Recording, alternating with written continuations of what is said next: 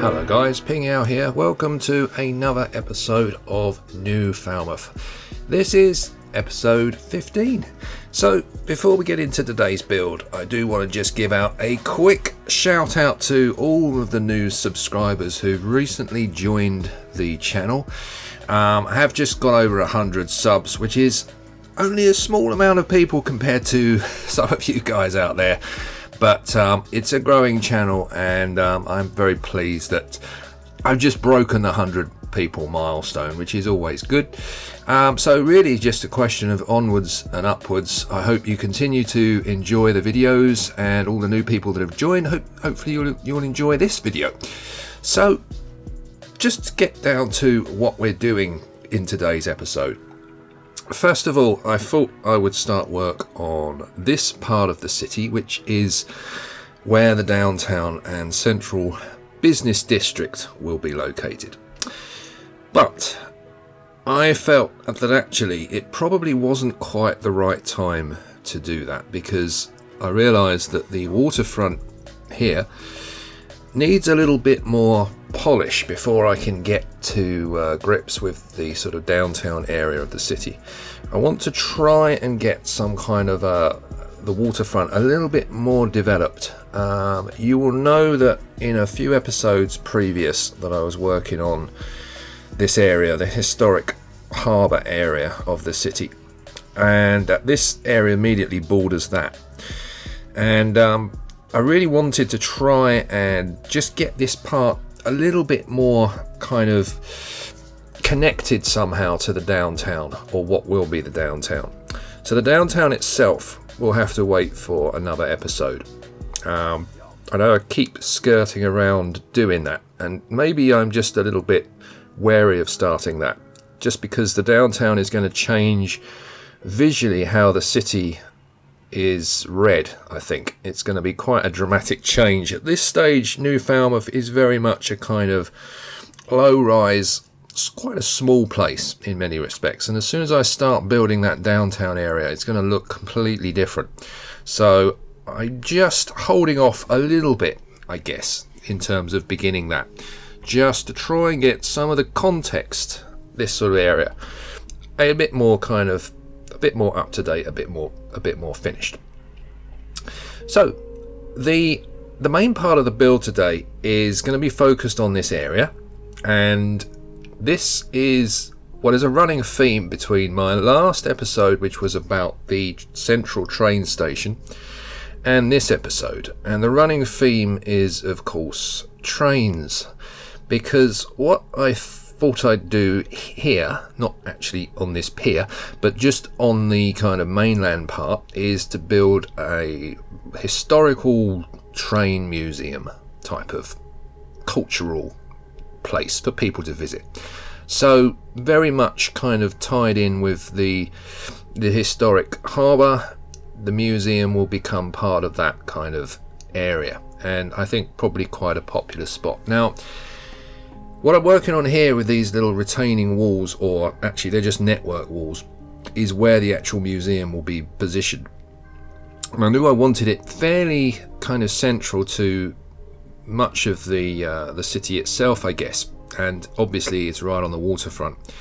But the first thing I wanted to do is just get this another little pier down. To be honest, I've been building a lot of these piers recently, but when you look at cities, particularly Halifax in Nova Scotia, which is one of my main inspirations for New Falmouth, I would say, probably my main inspiration. If you look at Halifax in particular, there's loads and loads of piers and little kind of quays and wharfs and things. So you can't have too many of these. This one, although it is pretty much connected to the old harbour district, it's more of a kind of working pier. So what I thought I'd do is put this little kind of like gantry crane at the end of it, and there's a small boat yard at the end of this pier as well. And this is me just putting down a boat on the crane, so it looks like the crane is kind of just about to lower that boat into the water. That's actually a Japanese fishing boat, but I like the model, and to be honest, I don't think it matters too much. So the last part is, of course, putting down the old decals, which is something that you'll know I do enjoy doing. I certainly do a lot of those decals because it completely breaks up the kind of blandness sometimes of the ground, and a few little props here and there. But once that's done, I could then start to focus on the mainland part of this build, which is where the museum itself is going to be. The first thing I did, because I needed to just finish off this little area here, which is very much related more to the market, the old fish market. So a few little benches and trees and things like that.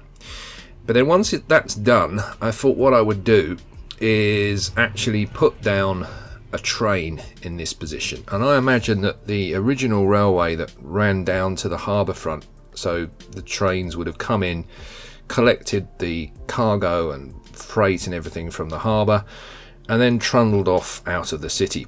And this line here, this tiny portion of line, I thought it'd be quite cool if that was part of the original rail line that came down to the city.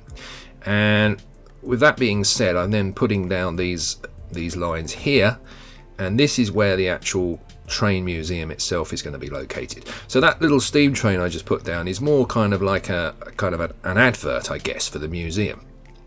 It's like a kind of come this way because the train museum is just over here.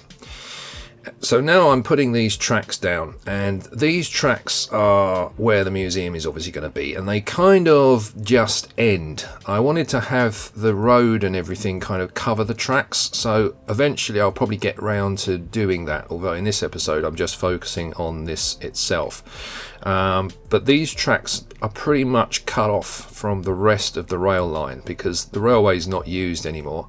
I imagine the roads and everything would have been tarmacked over the old line, so this is pretty much completely cut off from the rest of the railways, which is of course why it's now just used as a museum.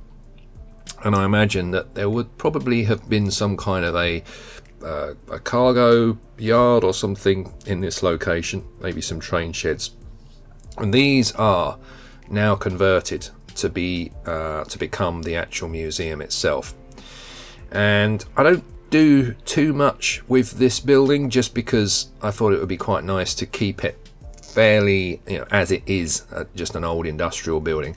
But I do put these little kind of glass entrance ways at the bottom just to suggest that this is a kind of cafe area at the base of this building. I don't do too much to it, to be honest. Just a question of obviously using procedural objects just to change it a little bit and put a few benches and tables down. But it's more just to suggest that this is now a kind of public space rather than a industrial space. So the build itself was not particularly complicated, not as complicated as a lot of builds I've done recently.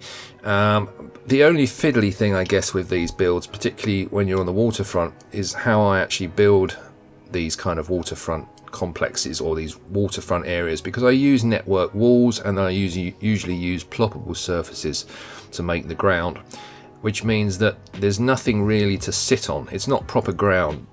All these objects are actually floating, which can sometimes cause issues and it can be a bit fiddly, but it works well for me and it gives me the right kind of it's the right kind of look, I think, doing it this way. I could use retaining walls or keys or something like that, but I find that doing it this way works better.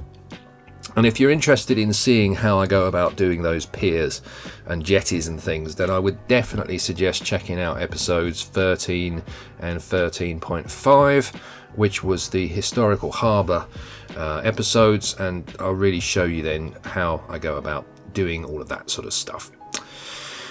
Right, so what we're doing here is a little kind of entrance structure. I didn't want anything too modern, too kind of like contemporary. I wanted to keep it reasonably subdued in terms of what it looks like, but just adding this kind of glass canopy above it to suggest that this is where the entrance is. And the other thing I end up doing once I've messed about with the glass, is just put some little kind of glass barriers on the ground, and these kind of like snake along. So again, it suggests this is where you queue up to go into the museum.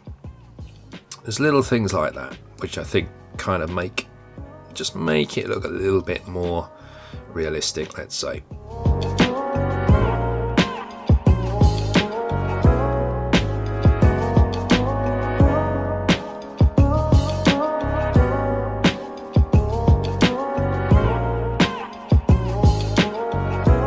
What I'm doing here is I'm obviously into procedural objects now again, and I'm trying to build a little kind of purpose designed banner, in effect, something that just hangs up outside of the museum. It's something you see a lot of in sort of art galleries and cultural sort of centres in cities. These kind of banners and things, particularly museums, I think often have them, and it's just purely a good way to advertise the fact that there's a museum here. And it's just something that happens with a lot of that sort of those sort of amenities. So I had skirted around this rectangular coloured rectangle that you've got in the text editor in PO. In my previous episode, I tried to make a billboard, which was, I guess, partially successful. But I'm a lot more happy with how this came out, and I think this kind of design actually suits the train museum quite well, in fact.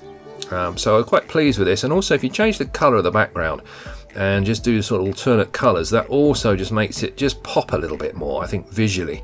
Just makes it look a bit more kind of like, yes, that's definitely a museum, or some kind of a public place to visit.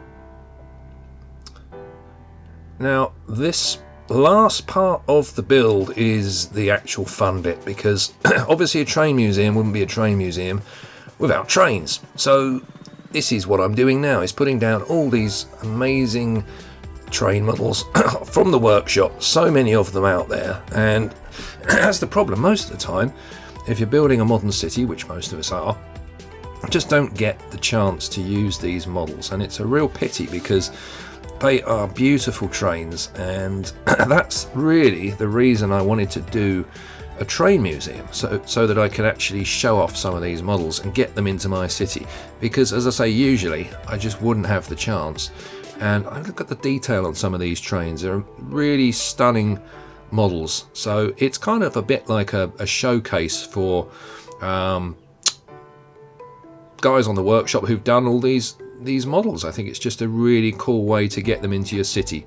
And okay, they're not actually functioning, they're not running, but I don't think it matters too much, because obviously it's a train museum, but also it's just a nice way to sort of show them all off. So quite a few steam trains. I mean, a lot of these are not going to be American steam trains and American trains per se, but I don't think that matters too much. As I say, it's just, you've got trains from all over the place being shown off here. So there we go. Now, the final part of the build is really just finishing off the kind of the museum kind of surroundings, things like benches and trees and stuff that just again helps it look visually like a museum. But I think once you get these trains on, then it's obviously something like that visually.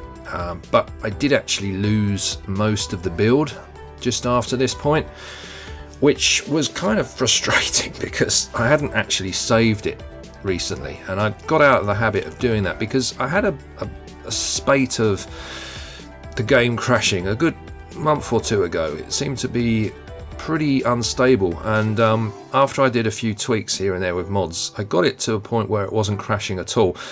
But anyway, I did have a crash, the first one literally in ages, in weeks, and of course I pretty much lost most of the build for the train yard, so I've ended up rebuilding it pretty much like for like. I mean, you've got to say it doesn't look any different to what it was, and it was a good hour and a half or so of build that I lost, which just ridiculously annoying.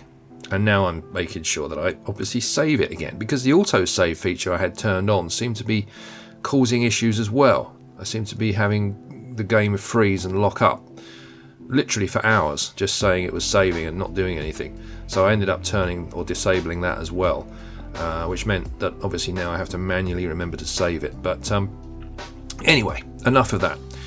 The final part of the train museum, obviously putting some decals down, just trying to make it look a little bit less kind of bland in terms of the concrete there.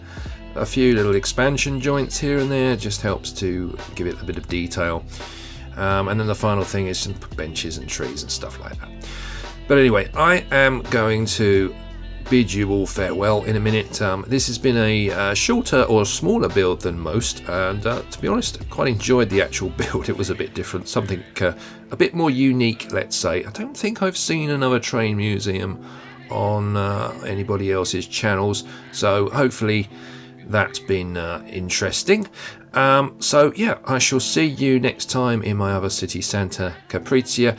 Do give me a thumbs up if you enjoyed the video, because it does help other people find the channel. And if you haven't subscribed and you've stumbled upon me, then it's a good idea to hit the sub channel just so you can keep up to date with all my videos. And yeah, I hope you've enjoyed it, guys. So take care, and I'll see you next time.